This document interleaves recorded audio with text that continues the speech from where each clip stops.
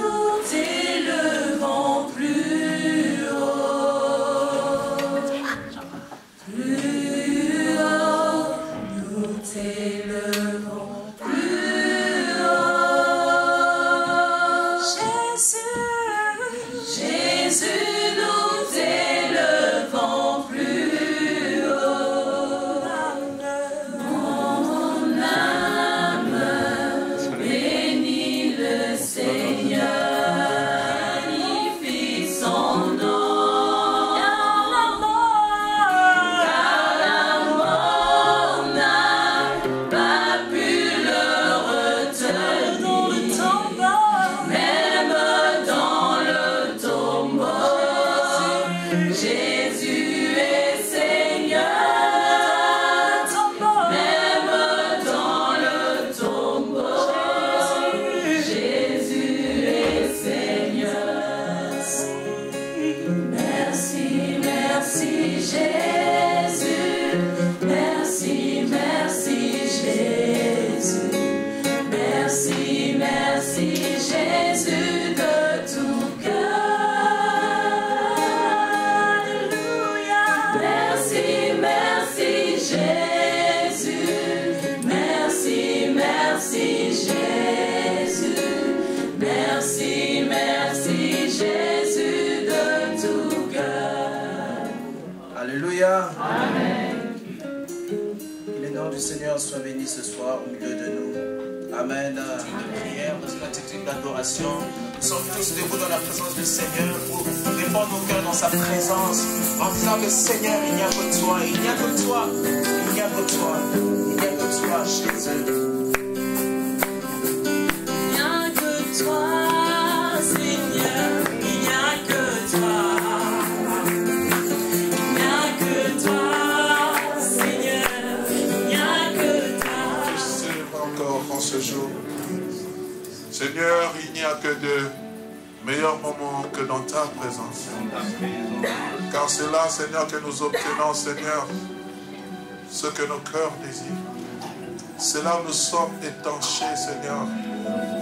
C'est là, Père, que nous sortons forts. C'est là que nous sommes consolés. C'est là, Père éternel, que tu essuies nos larmes. Tu es un abri sûr, une épaule sur laquelle nous pouvons compter dans des moments de difficulté. Nous t'élèvons, nous t'adorons, nous te rendons toute la gloire. Sois loué, sois béni. C'est en ton nom que nous avons ainsi prié. Amen. Amen. Alléluia. Amen. Shalom bien-aimé. Que le nom du Seigneur soit béni. Parce que nous parlons aujourd'hui avec comme thème, as-tu point en réserve une bénédiction pour moi? Ce n'est d'autre que le pasteur Roland Dallot que nous accueillons dans le nom puissant.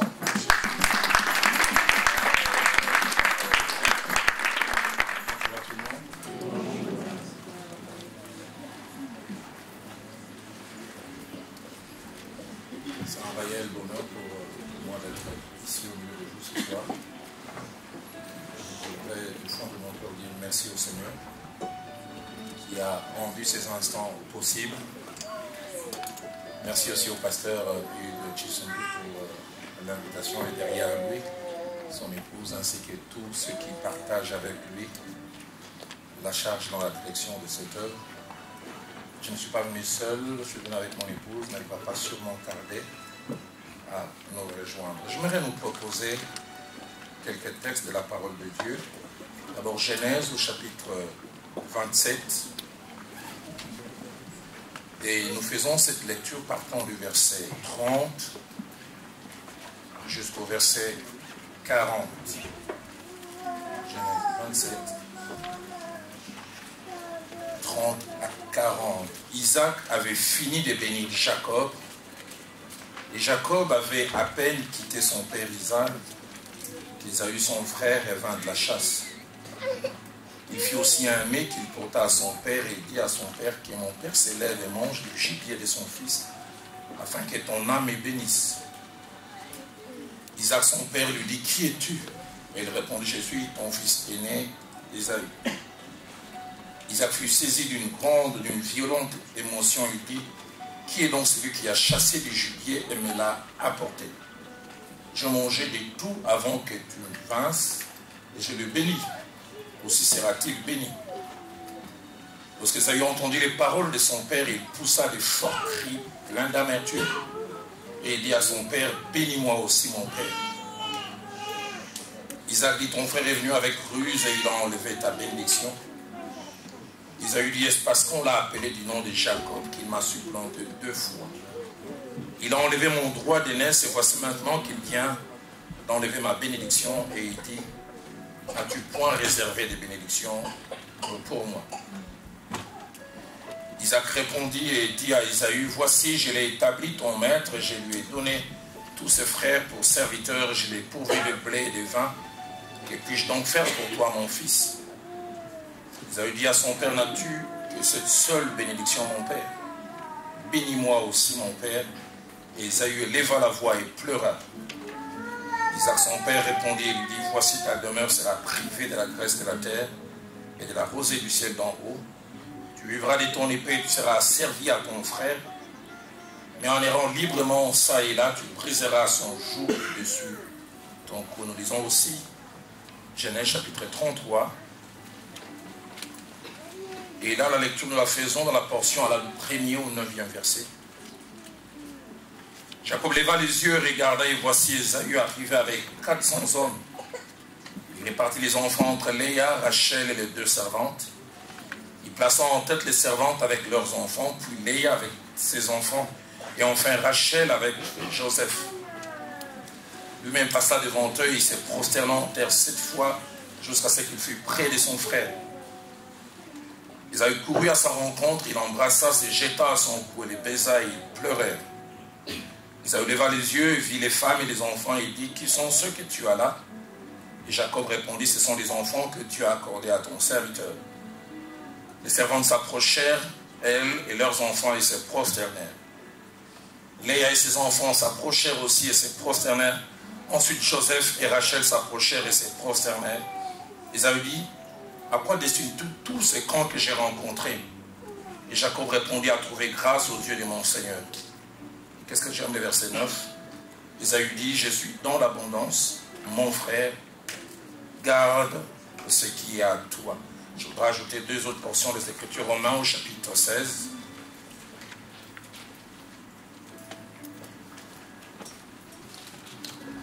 Saluez aussi l'église qui est dans leur maison, et soulignez bien. Saluez Epaïnette, mon bien-aimé, qui a été pour Christ les prémices de l'Asie. Et nous lisons aussi 1 Corinthiens chapitre 15, chapitre 16 plutôt.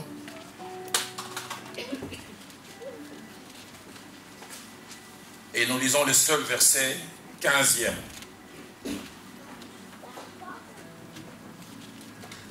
Encore une recommandation que je vous adresse, frères.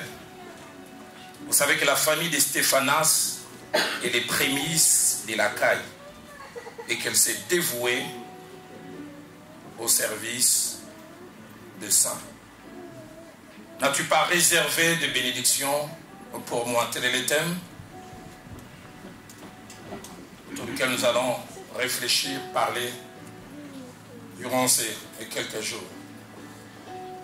Les 2 premiers textes que nous avons lus nous parlent de 2 séquences dans la vie d'un homme, Esaü, qui apparemment a commencé par des mauvais choix qui ont entraîné de mauvaises conséquences. Il a méprisé les droits d'aînesse. Revenant du champ, il avait faim.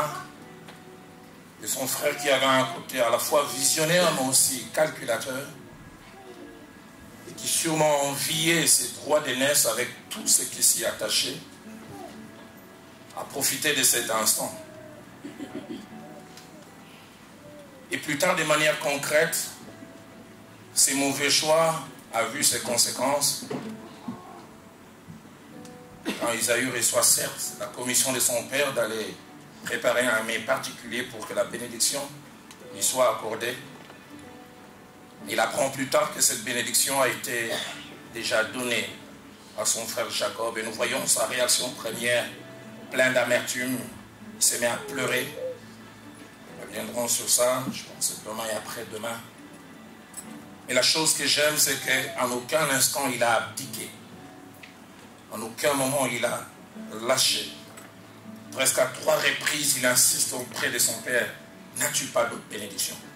Est-ce la seule bénédiction qu'il y a? Et le plus étonnant, c'est que le même papa qui au départ semblait dire non, à la fin il finit par prononcer une parole de bénédiction. Une bénédiction différente de celle que Jacob était appelé à avoir. Lui, il allait avoir à cause de la grâce qui allait reposer sur lui. Mais parlant d'Ésaü, il dit, toi tu dois te battre. Il dit au verset 40, tu vivras de ton épée. Tu seras servi à ton frère. Mais en errant librement ça et là, tu briseras les jours qui est au-dessus de toi. Et 20 ans après, parce que Genèse 31, verset 41 nous les confirme, c'est 20 ans après que la rencontre entre Ésaü et Jacob a lieu. Et Jacob, qui était parti, qui s'était séparé d'avec Ésaü en ayant l'image d'un défaitiste, de quelqu'un qui a échoué, il est étonné alors que lui, il a à peine une centaine d'ouvriers. À l'époque, la richesse est mesurée aussi par la quantité de serviteurs que l'on avait. Genèse 33, verset 1er nous montre que Ésaü en avait 400. Et j'ai pu imaginer les chocs que devait avoir Jacob. Il s'est dit, c'est moi qui ai obtenu la bénédiction. Lui, il doit avoir raté. Qu'est-ce qui fait que j'ai à peine une centaine? Et lui, il a 400. Alors que lui s'est posé des questions, comment faire pour amadouer, calmer la colère d'Ésaü. Il le propose même un présent, mais il est étonné par la réaction d'Ésaü. Ésaü lui dit au verset 9, je suis dans l'abondance, mon frère, garde ce qu'il y a. Une autre version dit, Dieu m'a fait accroître. Tu m'as laissé à un certain niveau, mais tu as raté quelques épisodes. Beaucoup de choses se sont passées. Tu m'as laissé dans une certaine position, mais le même Dieu qui t'a béni m'a aussi donné. Durant ces 3 jours, nous parlerons sur ce thème et je vais l'aborder en 4 sous-points. Le premier sous-point qui fera l'objet de notre échange ce soir, je pense que je vais plus poser les bases. Je parlerai de la définition et principe de la croissance. Le deuxième sous-point que j'aborderai, c'est 3 modèles bibliques de croissance et leur enseignement. Je parlerai d'Israël en Égypte. Je parlerai de Joseph en Égypte. Et je parlerai aussi d'Osias à l'époque de Zacharie. Le troisième point, j'aborderai les 2 facettes de la croissance à ne pas ignorer. Et je terminerai par une conclusion. Qu'est-ce donc la croissance? Juste pour qu'on se mette d'accord par rapport au contenu de ce mot. Premièrement, parler de croissance et parler d'augmentation en taille, en étendue, en nombre, en intensité, en qualité et des fois même en durée. Augmentation en taille, en étendue, en nombre, en intensité, en qualité et comme je l'ai dit, même en durée. Deuxièmement, parler de croissance, c'est parler simplement du fait de devenir plus grand. Troisièmement, parler de croissance, c'est parler du fait de grandir en se développant de manière progressive pour atteindre les qualités les meilleures que l'on peut avoir. Quatrième définition de la croissance, c'est passer par toutes les phases du processus vital jusqu'à atteindre le maximum possible. Croître, c'est développer. Et l'idée qui est cachée, c'est on part de la forme la plus petite jusqu'à atteindre la forme la plus évoluée. Et ce soir, comme je l'ai dit en posant les bases, je vais aborder 6 principes attachés à la croissance. Cette croissance qu'Ésaü a expérimentée. Le premier principe, c'est que la croissance peut avoir plusieurs visages. Comme je l'ai dit, on peut croître en taille, on peut croître en nombre, on peut croître en qualité. Genèse chapitre 25, verset 27, parlant des aïeux de Jacob, après leur naissance, c'était des bouts de choux, je m'imagine. Il avait dit, les enfants grandissaient. Ils quittaient la forme élémentaire et ils tendaient vers une forme plus évoluée. Genèse 21, verset 8, nous parle d'Isaac après sa naissance, dit l'enfant grandit. D'autres versions disent, il y eut une taille différente. Acte 19, verset 20, on parle de la parole du Seigneur dans cette église primitive. Et j'aime ce qui est dit. Elle croissait en puissance et en force. D'autres passages disent, elle avait un plus grand impact. Et les gens pouvaient voir l'impact du début par rapport à ce moment-là, quasiment 25 à 30 ans, depuis que l'église primitive existait. Actes des Apôtres, chapitre 12, verset 24, parle de la parole du Seigneur qui s'est répandue de plus en plus et du nombre des disciples qui augmentait, croissance. Acte 5, verset 14, parle du nombre de ceux qui croyaient au Seigneur, hommes et femmes, qui augmentait de plus en plus, croissance quantitative. Et Luc au chapitre 2, au verset 52, parle de la croissance de Christ en touchant trois aspects. On dit qu'il croissait en sagesse, et c'était palpable, en stature et en grâce. La croissance peut avoir plusieurs visages. Je parlerai demain après le troisième jour, combien il est bon d'avoir une croissance équilibrée. Il y a des gens qui grandissent, qui croissent dans un certain domaine et qui restent stationnaires dans un certain autre domaine. Croissance spirituelle, mais sur le plan des fois intellectuel, sur le plan bonne manière, ça ne suit pas. Deuxième principe attaché à la croissance, c'est que toute vraie croissance n'est jamais quelque chose de caché. Elle a plus que nous comme témoins. C'est anormal si tu es le seul à avoir conscience de ta croissance et que nous autres, nous ne le voyons pas. La vraie croissance a plus que nous comme témoins. Luc chapitre 2, verset 52, parlant de Christ, il dit croissait en stature, en sagesse et en grâce, mais la Bible ne s'arrête pas là. Un, devant Dieu, et deux, devant les hommes. Les gens voyaient cela. Exode chapitre 1er, versets 7 à 8, nous parle de la croissance en nombre des enfants d'Israël en Égypte. Ils étaient arrivés au nombre de 70. Il avait dit les enfants d'Israël furent féconds et multiplièrent. Ils s'accrurent et devinrent de plus en plus puissants et les pays en furent remplis. Et le verset 8 dit, il s'éleva sur l'Égypte un nouveau roi qui n'avait point connu Joseph. Verset 9, il dit à son peuple, voilà les enfants d'Israël qui forment un peuple plus nombreux et plus puissant que nous. Évidence. Nous les avons vus venir en petit nombre. Et nous avons vu comment ils ont grandi en nombre et ils occupent plus d'espace qu'ils n'occupaient au début. Jean chapitre 3 au verset 26 parle de la croissance dans l'équipe de Christ. Jean-Baptiste l'a introduit en disant voici l'agneau de Dieu qui ôte les péchés du monde. Et à peine quelques mois après, les disciples de Jean-Baptiste vont comme accuser Jésus auprès de leur maître. Il va trouver Jean et lui dit Rabbi, celui qui était avec toi au-delà du Jourdain et à qui tu as rendu témoignage, voici il baptise et tous vont à lui. Pour ces derniers temps, quand on fait un culte, il y a un vide, Rabbi. C'est plus comme avant. Mais entre-temps, chez lui, on ne fait qu'ajouter des chaises. Rabbi, on s'est rendu compte que la grâce a changé les camps. Évidence. Troisième principe, la croissance n'est pas seulement un phénomène positif ou enrichissant.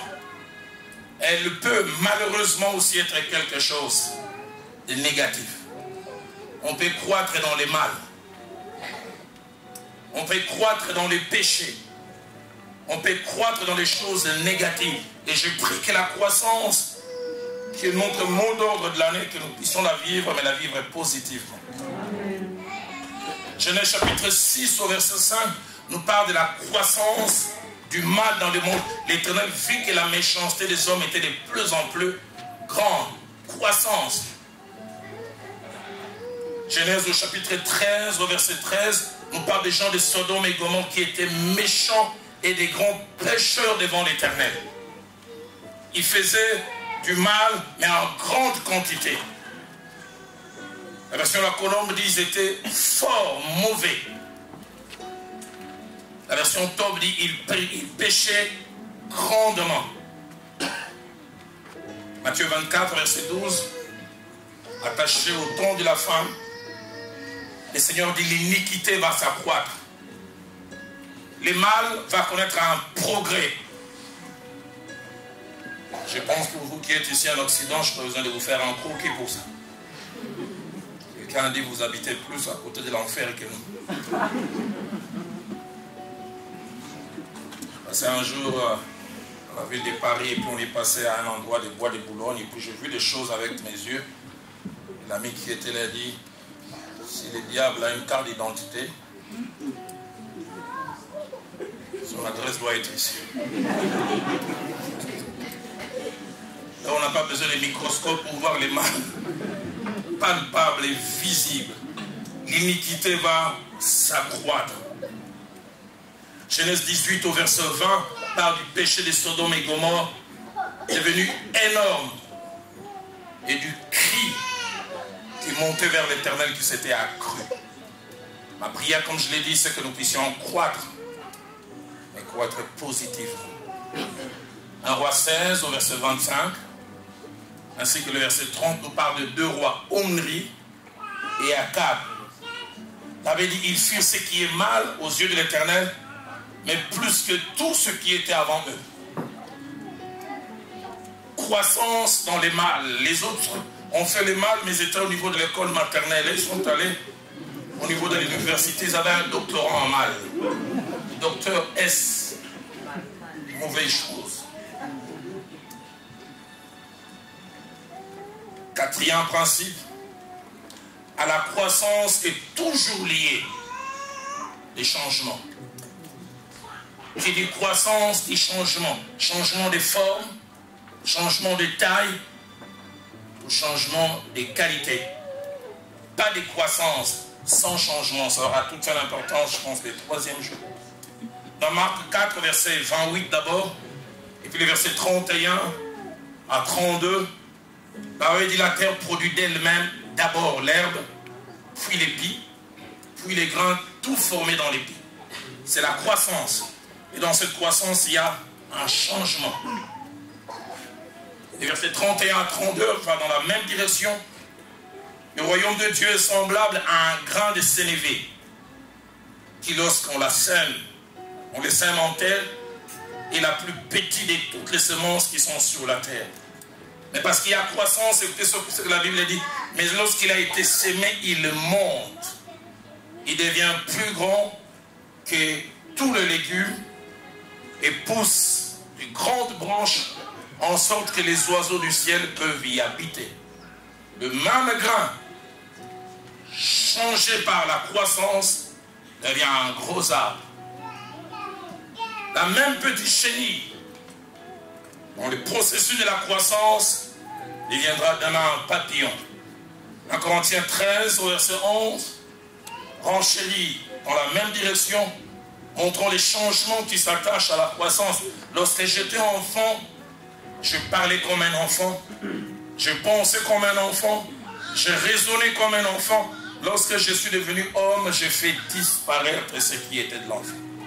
Avec la croissance, je veux dire, des choses sont parties et d'autres se sont ajoutées. Cinquième principe attaché à la croissance, Plusieurs choses peuvent connaître la croissance. Un homme, un individu, un être vivant, mais aussi une collectivité, une entreprise, une institution, un groupe. Qu'est-ce que je veux dire par là? Je veux dire la croissance peut être une expérience individuelle, expérimentée par une personne, mais ça peut aussi être l'expérience. Une église peut croître, une entreprise peut partir des néants, grandir. De Samuel chapitre 3 au verset 1er, parlant de David, lorsqu'il y avait guerre entre lui et la maison de Saül, il est dit de David, il devenait de plus en plus fort. La version française courant dit, il consolidait de plus en plus sa position. Une autre version dit, il croissait en importance. La version Tob dit, il ne cessait de se renforcer. De Samuel chapitre 5 au verset 10, parlant de David, après son accession au trône, dit, David devenait de plus en plus grand et l'Éternel était avec lui. Les gens voyaient comment ce jeune homme frêle qui attirait la royauté, comment de plus en plus prenait racine et il occupait de l'espace. La version de la colonne, ainsi que la version Nouvelle Bible seconde, dit, il s'élevait de plus en plus. Toujours concernant David,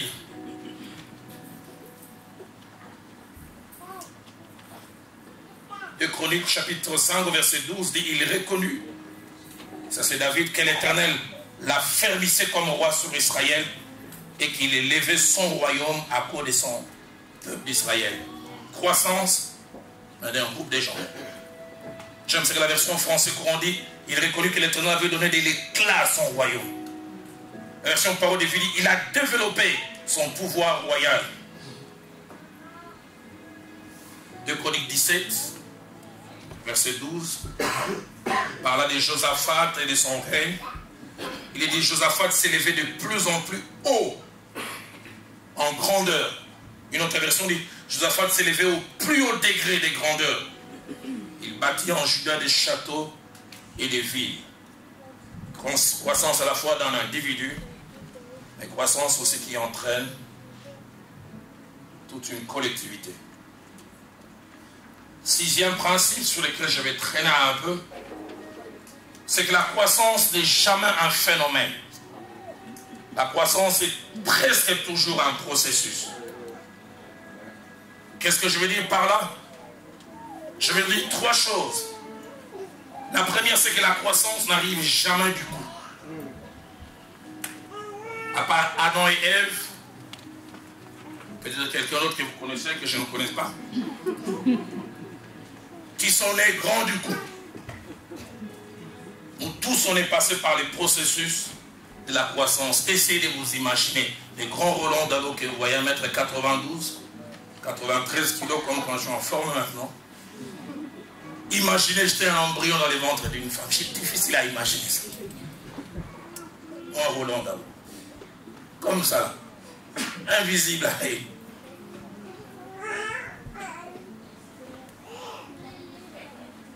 La croissance n'arrive jamais du tout. Je disais à part Adam et Ève, nés adultes, à part les raisins de Jonas, un arbre que Dieu a fait croître, du coup, en brisant toutes les lois de l'agronomie, à part aussi la verge d'Aaron,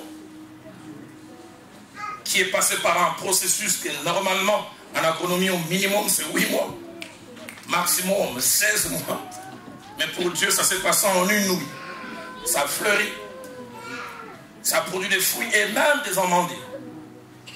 Nombre 17 au verset 8. Mais à part ça, rien n'arrive du coup. À moins que vous ayez une information, donnez-la-moi à la fin. Deuxième des choses, quand je dis que la croissance n'est jamais un phénomène, elle demande du temps. Elle demande du temps. Du temps. Et troisièmement, elle exige et exigera des étapes.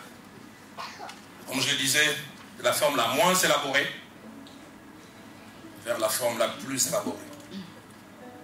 Et parce que la croissance n'est jamais un phénomène et que la croissance est un processus, il y a 4 vérités importantes à connaître et à ne jamais mépriser. La première vérité, c'est qu'il faut savoir commencer. il faut savoir faire les premiers pas. Jamais les croissances sans les premiers pas. La deuxième vérité importante, il faut avoir foi. Que ce qui commence petit peut et va devenir grand. Avoir foi en cela. Troisièmement, avoir la vision du futur, mais au début. Voir cela, et c'est ça qui va te donner la force de commencer. C'est là qui va te donner la force de dire, je veux et je dois y arriver. Et quatrièmement, ne pas négliger et ne pas mépriser les faibles débuts ou les faibles commencements.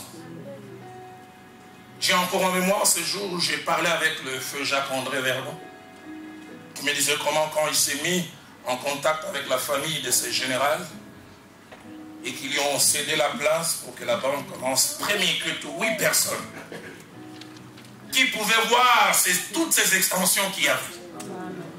8 personnes. Et lui-même dira entre 84 et 89, il dit qu'il avait l'impression que c'était un moteur diesel. Ça décollait à peine. Et puis arrivé en 90, sans explication, la plus grande croissance de la banque, c'est entre 90 et 93. Boum. Les gens peuvent aujourd'hui voir ce qu'il y a de grand et apprécier. Il fallait être au début. Croire. Et croire. C'est pour cela que je n'aime pas les gens qui viennent après, qui suivent 2-3 fois des prédications du pasteur Hugues et disent il n'a pas d'onction. Toi tu as l'onction quand il y a déjà ça en personne. J'aimerais voir ton onction. On te laisse avec la Bible et va commencer. Et que même 5 personnes t'écoutent régulièrement. Ne pas négliger et mépriser les faibles débuts.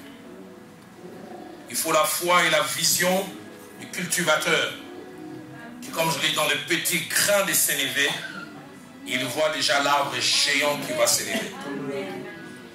Frères et sœurs, comme j'essaie de le dire, rien de ce qui est devenu grand n'a été grand dès le début.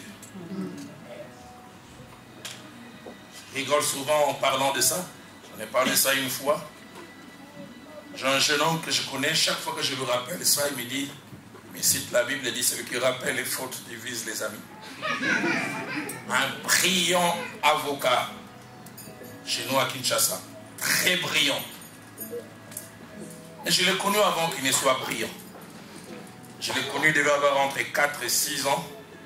Il avait un problème pour prononcer les mots araignée. Quand je lui disais, dis araignée, il te regarde dans les yeux, il dit agnéré. Quand tu coupais les syllabes, il réussissait, tu dis ah, il dit araignée. Il dit maintenant araignée, il te regarde, il dit agnéré. Mais c'était ses débuts. J'aimerais dire à quelqu'un, ne te limite pas à me voir dans mon aujourd'hui. Parce que dans mes faiblesses d'aujourd'hui, laisse-moi le temps, tu verras les choses qui vont sortir.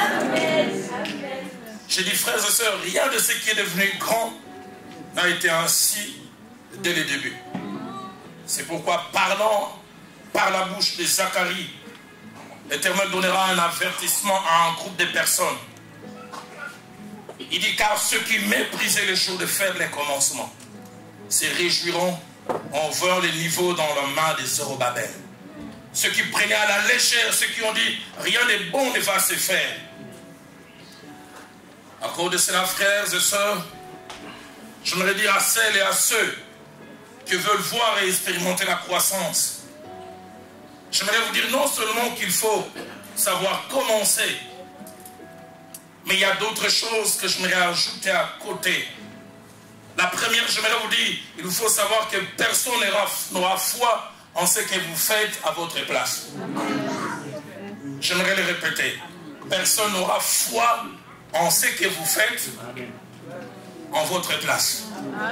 Il vous faut, vous, et vous seul être armés de cette foi. Deuxième chose, voici dans celle-là. Personne ne vous prêtera sa foi. C'est à vous d'en avoir une. Parce que si vous manquez la foi, comme je l'aime souvent le dire, si vous n'avez pas une foi personnelle, il y a des gens qui feront subir une révision à votre vision. Vous en avez une, vous étiez convaincu, il vient, il te fait asseoir en plaçant les lunettes là. Il dit, vu ça, entendu ça, ça ne peut pas marcher. Toi, tu dis, hein? Il te donne une deuxième preuve, hein? Il te dit, ok, je ne fais plus. Troisième chose, la foi pour commencer est un chemin solitaire. Un chemin solitaire. Vous n'aurez pas trop d'appui. Il y a des choses pour lesquelles les gens ne vous rejoindront que quand ça marche. Il y a des moments, c'est à vous de voir l'invisible, de savoir avancer. J'aime Hébreux 11, verset 8, parlant d'Abraham, lorsqu'il a débuté sa marche, il avait dit lors de sa vocation, il obéit et partit. Mais ça, ce n'est pas la partie qui m'intéresse. Ce qui m'intéresse à la fin, il partit sans savoir où il allait. Abraham, tu vas où? Je ne sais pas. Je sais au moment où on m'a dit de quitter. Abraham, tu es réfléchi ou pas? Tu quittes les connus pour l'inconnu, les tangibles pour l'intangible. Mais j'aime ce que Hébreux 11, 27, parlant de Moïse, dit, il se montra ferme, comme voyant celui qui a invisible. Quand Dieu veut vous amener à des grandes choses, il vous donnera de voir ce que les autres ne voient pas. Mais un dernier point avant qu'on passe à un moment dans la prière. Quand Dieu veut vous amener à des grandes choses, il vous donnera comme à Paul 2 résultats importants dès le début. Quand Dieu vous amène à la croissance, quand Dieu vous amène au progrès, il vous donnera 1 Epainetes et 2 il vous donnera Stéphanas. Dans Romains chapitre 16, au verset 5 que nous avons lu, Paul parle d'un personnage qui a marqué sa vie et son ministère, Epainetes. Il écrit aux Romains, et il semble qu'Epainetes était des passages. Il dit, saluez aussi l'église qui est dans leur maison, mais saluez Epainetes. Je ne sais pas quel est l'Epainetes du pasteur Hur, je lui poserai la question tout à l'heure en aparté. Qui a été pour Christ les prémices de l'Asie. Il aimerait dire, cette grande église que nous voyons en Asie n'a pas commencé du coup grand. Je suis arrivé en Asie en me demandant par où je vais commencer. Mais il veut dire, Dieu m'a fait un clin d'œil. J'ai gagné quelqu'un. Et quand je l'ai gagné, j'ai su que Dieu était avec moi. J'ai su que ça allait marcher. Le nom Epainetes veut dire digne des louanges. Veut dire louable. Veut dire appréciable. Je prie comme un prophète que quelqu'un qui a appelé à des grandes choses, que Dieu lui donne son Epainetes. Prémices. Pour les présente comme étant les prémices de l'Asie. La version française courant dit, il fut le premier à croire au Christ dans la province d'Asie. Ils ont un peu Acte 19 au verset 10. Plus de 15 ans, la province de l'Asie est secouée. Les grandes masses viennent au Seigneur. Cela dura 2 ans. De sorte que tous ceux qui habitaient l'Asie, juifs et grecs, entendirent la parole du Seigneur. L'Asie est envahie par l'évangile. Verset 20, toujours du même chapitre. C'est ainsi que la parole du Seigneur croissait en puissance et en force. Où? En Asie. Et cette croissance est tellement grande que même les ennemis se rendent compte. Verset 24 à 26. Un orfèvre témoigne. Un nommé Démétrius orfèvre, fabriquant en argent des tombes et diamants, et procura à ses ouvriers un gain considérable. Il les rassembla avec ceux du même métier et dit aux hommes, vous savez que notre bien-être dépend de cette industrie. Et vous voyez et entendez que non seulement, je ne sais pas comment il était au courant, à Éphèse, mais dans presque toute l'Asie, c'est Paul a persuadé et détourné, soulignez bien, une foule de gens. J'aimerais dire à quelqu'un, avant d'avoir une foule de gens, tu auras d'abord Epainetes. Avant que des contrées ne soient gagnées, tu auras le résultat numéro 1. Les prémices. Et vous savez, les païnettes, on ne les oublie jamais. Et païnettes, c'est ton premier marché quand tu montes en entreprise. C'est le premier client qui vient chez toi. C'est la première personne qui vient se faire coiffer. Quand tu as monté ce salon de coiffure, c'est le premier qui vient et ça réussit, va en parler aux autres. Et comme je l'ai dit, j'ai pris que Dieu te donne des païnettes. Mais j'aimerais dire à quelqu'un, quand tu as vu les païnettes, sache que des foules viendront derrière. Oh, l'Asie est secouée. Paul dit non, l'Asie n'a pas commencé en grand. Je suis rentré dans l'Asie, je ne savais pas où commencer. J'ai rencontré une seule personne, les païnettes. Je lui ai dit, est-ce que tu connais Jésus-Christ? J'aimerais dire à quelqu'un, si tu as la foi derrière les païnettes, tu peux voir des multitudes. Tu peux voir tout ce que Dieu peut faire. Les païnettes nous lancent 3 messages. Quand nous sommes gagnés par notre ministère, les païnettes veulent nous dire que nous avons la capacité d'être productifs. Ils nous rassurent, ils nous disent que nous ne sommes pas vides, nous avons quelque chose. Deuxièmement, les païnettes nous disent qu'il y aura une suite après moi. Les païnettes veulent aussi nous dire, ne lâchez pas et n'arrêtez pas. Qu'il est triste qu'il y ait des gens qui ont vu les païnettes et ne sont pas allés plus loin pour avoir des foules. J'en parlerai le troisième jour quand je parlerai de la capacité. Il faut être persévérant. Il y a des résultats qu'on n'a pas du coup. Il faut savoir résister, résister, résister. Mais à part les païnettes, pour l'expérimenter aussi Stéphanas. 1 Corinthiens 16, verset 15. Si les païnettes étaient présentés comme étant les prémices de la vie, Stéphanas ainsi que sa maison sont présentés comme les prémices de la Caille, la région de Corinthe. 1 Corinthiens 16, 15. Encore une recommandation que je vous adresse, frère. Vous savez que la famille de Stéphanas est les prémices de la Caille et qu'elle s'est dévouée au service de ça. Quand Paul est arrivé à Corinthe, il était entouré par un couple qui l'a accompagné. Acte 18, le premier verset 11e en parle. Priscille et Aquilas, qui étaient comme lui des fabricants des tentes. Grande contrée. Par où allons-nous commencer? Mais la Bible nous montre plus tard comment ils ont eu des résultats fantastiques. Toute cette contrée secouée, bougée.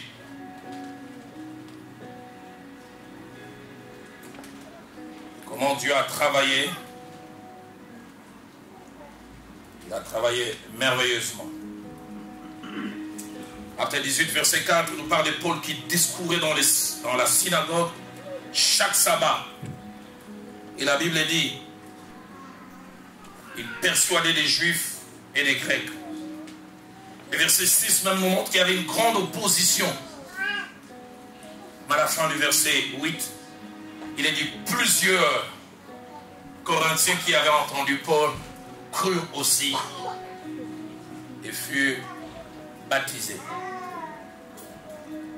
Plus tard, Paul a comme le désir de vouloir lâcher. Mais le Seigneur lui fait un clin d'œil en encourageant. Le Seigneur dit à Paul en vision pendant la nuit, ne crains point, ne parle et ne te tais point, car je suis avec toi et personne ne mettra la main sur toi pour te faire du mal, parce que j'ai un peuple nombreux dans cette ville. Mais pour qu'il finisse par avoir ce peuple nombreux, Paul n'a jamais oublié que quand il est arrivé à Achaïe, c'est d'abord une famille. Comment se sont-ils rencontrés, nous savons. Et comme je dis, les prémices, on ne les oublie jamais. Le premier résultat qui montre que tu commences petit et tu peux aller grand. Et Paul dit, la famille de Stéphanas et les prémices de la Caille. C'est le premier que j'ai eu à gagner. Il veut dire, vous voyez cette œuvre qui est grande aujourd'hui, elle n'a pas toujours commencé ainsi.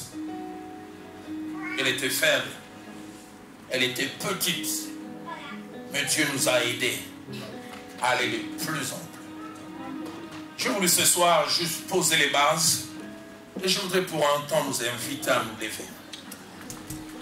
C'est cantique est monté dans mon cœur depuis que j'étais dans les trains. Dieu est capable de faire ce qu'il dit qu'il va faire. Il accomplira toutes ses promesses.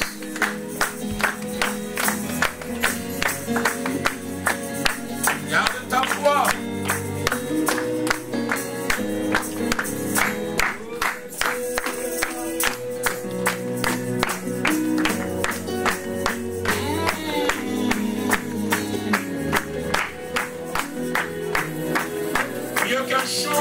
Je veux que ça soit une confession qui sort de ton cœur et qui mange dans ta bouche. On l'a dit, je crus, c'est pourquoi je parlais.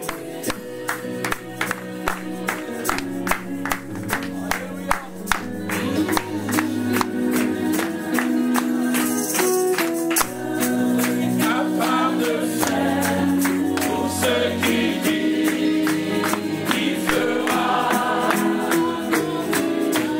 Il accomplira toutes ses promesses envers toi. Garde ta foi en Dieu, il ne t'abandonnera pas. Il fera. Alléluia. Dieu est capable. Il est capable. Dieu est capable de faire tout ce qu'il dit, il fera. Il accomplira toutes ses promesses envers toi. Garde ta foi en Dieu, il ne t'abandonnera pas. Il fera.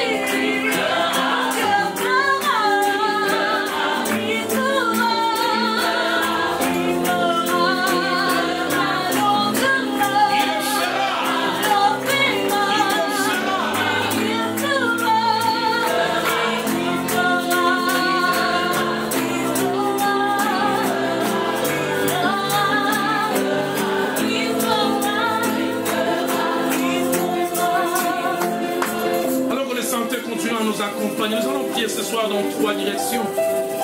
La première, Dieu m'a mis à cœur que nous fassions simplement un moment de confession, des déclarations. Je me suis rendu compte qu'avec les années là, la déclaration est puissante. Amen, amen, amen. L'apôtre Paul dit, j'ai cru, c'est pourquoi j'ai parlé. Dieu a dit, il dit au prophète qu'elle est faible, il dit, je suis fort. Bizarre. Il est faible, mais il dit, déclare que je suis fort. Il y a une force, il y a une puissance dans la déclaration. La Bible dit, la vie et la mort sont au pouvoir de la langue. Au plus fort de son combat. Job ne s'est pas arrêté de croire. Il a déclaré chez nous, mon Rédempteur est vivant. Il s'élèvera le dernier. Les cieux le verront passer d'un autre. Alors qu'il était donc contre le mur, David ne s'est pas arrêté de croire. Il a déclaré, je ne mourrai point. Je vivrai. Je raconterai les merveilles de l'Éternel. Je veux que tu fasses ces deux prières. La première, rends grâce à Dieu pour juste où il t'a amené. Sur le plan ministériel, sur le plan financier, sur le plan études. Mais dis-lui, Seigneur, je veux plus. Amène-moi au maximum. Déclare que tu vivras le maximum. Commence à le déclarer avec moi. Ma vie ne s'arrêtera pas ici. Je te bénis pour ce que tu as fait. Je te bénis pour les choses que tu as accomplies pour moi, par moi et pour moi. Mais je le crois encore. Le meilleur de toi derrière moi. Le meilleur est devant. Le meilleur est devant.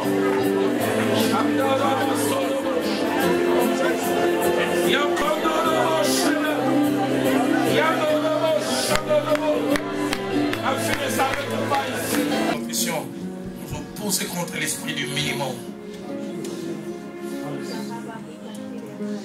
Le prophète a amené un arc et des flèches, il a donné au roi, il a dit tire. Il a à peine tiré 3 fois, il s'est arrêté.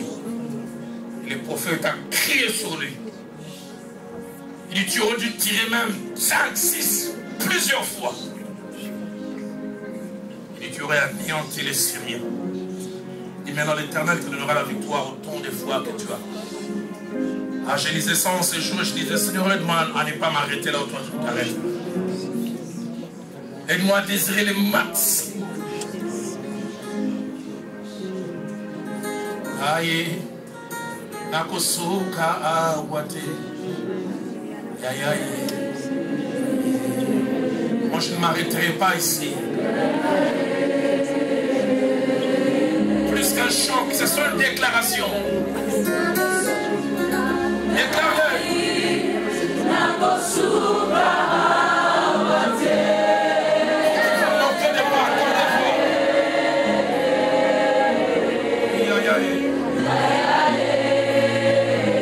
Est-ce que tu peux le déclarer encore? Moi, je ne m'arrêterai pas ici. La construire à Avatel.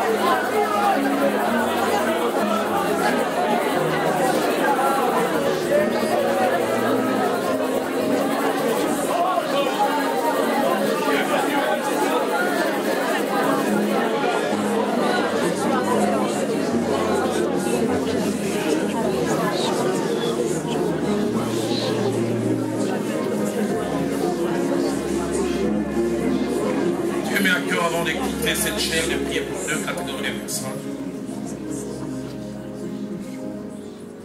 La première catégorie des hommes et des femmes qui veulent commencer les choses, des projets,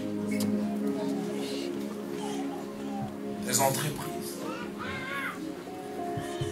des affaires. D'un côté, ils ont la certitude que c'est Dieu qui a déposé la chose dans leur cœur. Bizarre, à côté de la certitude, il y a comme une peur, une crainte. Et si ça marche? Et si cet argent que je vais prendre peut-être en crédit, et si ça ne reproduisait pas?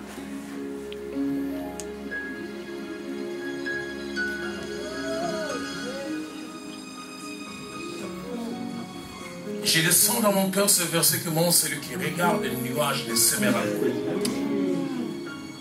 Celui qui regarde au vent les moissonnera. La deuxième catégorie de personnes, Dieu met à cœur de prier pour. Vous avez commencé le premier résultat positif d'acte. Mais quand vous avez la certitude d'avoir entendu Dieu, de vous être lancé parce que c'est Dieu. Pour la vue épaïnette, la vue Stépanas, mais vous s'attardez, vous le dites, prédicateur. Ton épaïnette a été un encouragement pour Paul afin qu'il continue. Dans la conversion de la mère de Stéphanas a été un encouragement. Paul, je pense que Dieu me fasse un clin d'œil. Je ne sais pas, tu es en train de me dire à quelqu'un, ne ferme pas. N'arrête pas. Ceux qui veulent que je puisse prier pour eux, faisant partie de la première ou de la seconde catégorie, levez simplement la main où vous êtes. Je voulais vous lancer dans une affaire.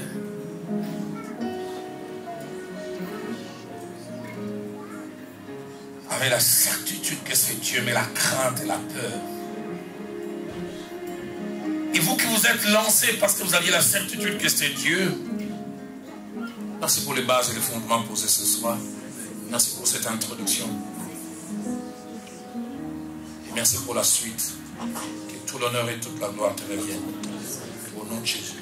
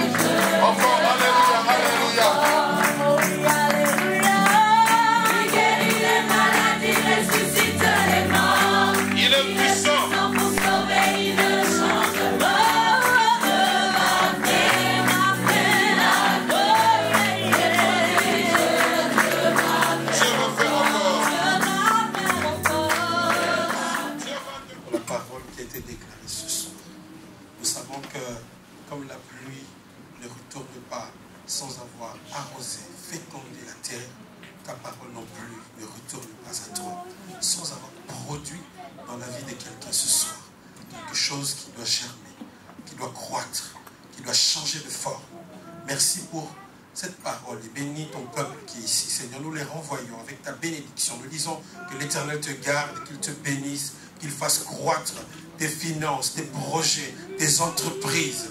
Allez ainsi dans la paix et dans la joie au nom de Jésus-Christ. Amen. Amen.